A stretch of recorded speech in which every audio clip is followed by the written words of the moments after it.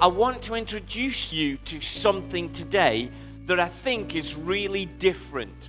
Something much more than you think can happen to you.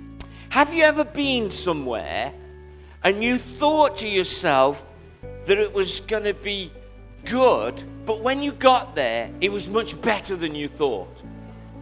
Now, you all know, which day did Jesus rise on?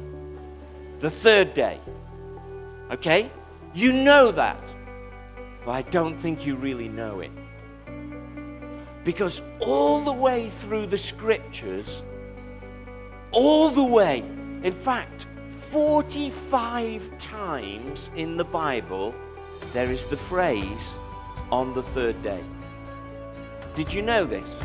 When Jesus said, I'm going to rise on the third day, the disciples didn't really understand it, and it was much more than what they thought would happen. The Bible doesn't use this phrase, on the third day, just by chance. That actually, it's a little sign that writers use to say, God's going to do something. And what he's going to do is much more than you think. He's going to change something, really, really change it. How many of you would like a third day moment this week where God really changed something? I wonder if our church here could have a third day moment where God breaks through and changes things so they are completely different afterwards. That's what God wants to do.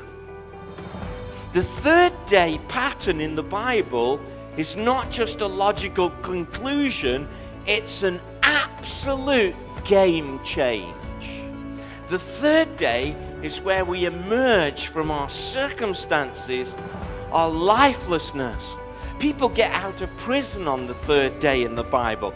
Captivity ends, famine ends, illness ends, oceans give up, revival, healing, restoration of life. All that happens on the third day.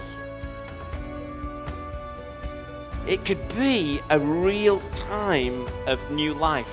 Could we be open to God really changing our game? Think about Jesus' third day. What happened on day one? He went to the cross. What happened on day two? Silent. Defeated.